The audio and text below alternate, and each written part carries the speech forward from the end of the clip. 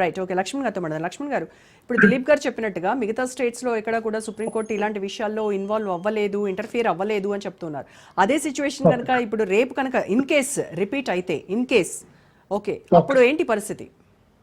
అంటే ఇక్కడ క్లియర్ గా మనం ఒకటి దిలీప్ సార్ అన్నట్టు కొన్ని అంటే అన్ని స్టేట్లలో ఇవ్వలేదు అనేది అవాస్తవం అండి. అంటే చాలా జడ్జిమెంట్స్ లో సుప్రీంకోర్టు ఇచ్చిన సందర్భాలు ఉన్నవి.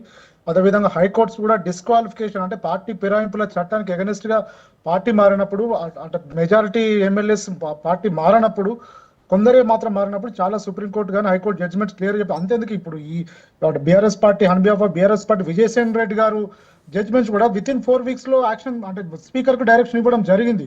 ఒకవేళ నిజంగా మీరు ఇప్పుడు ఏదైతే పార్టీ మారి పార్టీకి రిజైన్ చేయకుండా పార్టీ మారిన ఎమ్మెల్యేలు ఎవరైతున్నారో వాళ్ళని మీరు వాళ్ళ మీద యాక్షన్ తీసుకోమని బీఆర్ఎస్ పార్టీకి హైకోర్టును ఆశ్రయించినప్పుడు విజయసేన్ రెడ్డి గారు క్లియర్ గా మన స్టేట్ లోనే చెప్పడం జరిగింది. అది మనం చూసినాం. అంటే స్పీకర్ కు డైరెక్షన్ ఇవ్వడం జరిగింది. స్పీకర్ మీరు ఇమీడియట్ గా యాక్షన్ తీసుకోండి, లేదంటే ఈవెన్ ఇక్కడ కూడా అదే జరిగింది కదా లక్ష్మణ్ గారు, ఈవెన్ మన రాష్ట్రంలో కూడా అదే జరిగింది కదా. స్పీకర్ త్వరగా టైం బౌండ్ పెట్టుకోండి, ఈ టైంలోగా మీరు ఏదో ఒక నిర్ణయం తీసుకోవాలి, ఎందుకు డిలే చేస్తున్నారు అని కూడా క్వశ్చన్ చేసింది సుప్రీంకోర్టు. ఇప్పుడు దాన్నే సుప్రీంకోర్టులో ఛాలెంజ్ చేయడం జరిగింది. సుప్రీంకోర్టు కూడా అదే మన ఫస్ట్ ఆర్గ్యుమెంట్ జరిగినప్పుడు కూడా సుప్రీంకోర్టు క్లియర్ గా చెప్పడం జరిగింది. Why are not taking any decision, అంటే డిసిషన్ తీసుకోమంటుంది తప్ప మీరు ఏం తీసుకుంటారో that is the your choice. కానీ నిర్ణయం మాత్రం తీసుకునే అధికారం స్పీకర్ కు ఉంటుంది. అది పార్టీ ఫిరాయింపుల చట్టం చూసి స్పీకర్ సంబంధించి కొన్ని రూల్స్ అండ్ రెగ్యులేషన్స్ ఉంటాయి. వాళ్ళు నిర్ణయం తీసుకోవాలి ఇన్ ద లిమిటేషన్ టైంలో. తీసుకున్నప్పుడు కోర్టులు ఉన్నవి, కోర్టులు కూడా సర్టెన్ డైరెక్షన్స్ ఇచ్చే జడ్జిమెంట్స్ కూడా ఉన్నాయి. ఆ జడ్జిమెంట్స్ కూడా మేము హైకోర్టులో కావచ్చు సుప్రీంకోర్టులో కావచ్చు ప్రస్తావించినాం. ఇలాంటి అంటే ఇప్పుడు మీరు దానం నాగేందర్ గారు ఉన్నారు, అంటే పార్టీకి రిజైన్ చేయకుండా వేరే పార్టీలోకి వెళ్ళి అక్కడ ఎంపీగా కంటెస్ట్ చేస్తూ అదే పార్టీలో కొనసాగడం అనేది this is violation of the party ఫిరాయింపుల చట్టం క్లియర్ గా మనకు అర్థమవుతుంది కదండి.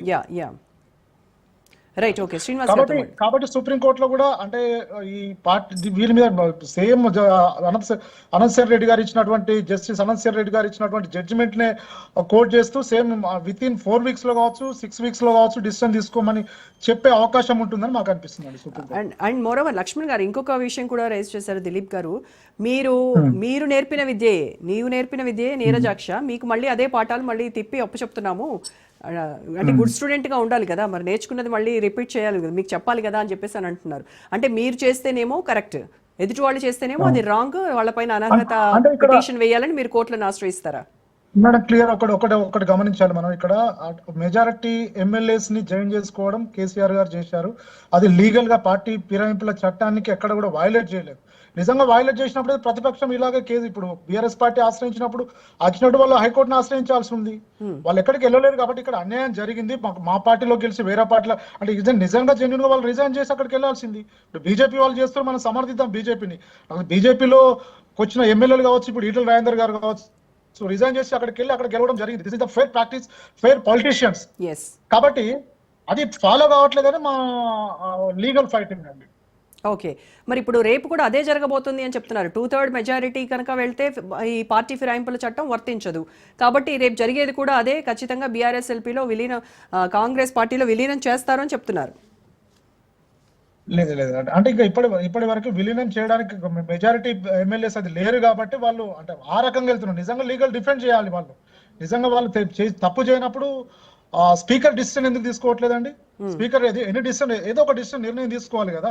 స్పీకర్ కే సర్వాధికారాలు ఉన్నప్పుడు స్పీకర్ ఎందుకు నిర్ణయం తీసుకోవట్లేదు? బీఆర్ఎస్ పార్టీ కౌశిక్ రెడ్డి గారు కావచ్చు, కేటీఆర్ గారు కావచ్చు కంప్లైంట్ చేశారు కదా. కంప్లైంట్ మీద యాక్షన్ తీసుకోవాలి కదా, అట్లీస్ట్ ఆ పిటిషన్ డిస్పోజ్ చేయాలి కదా. హైకోర్టు డైరెక్షన్ కూడా వాళ్ళు ఫాలో కాకుండా దాన్ని కాలయాపన చేయడం అనేది దిస్ ఇస్ ద లాను కూడా వాళ్ళు వైలేట్ చేస్తున్నట్టు మనకు కనబడుతుంది. రైట్.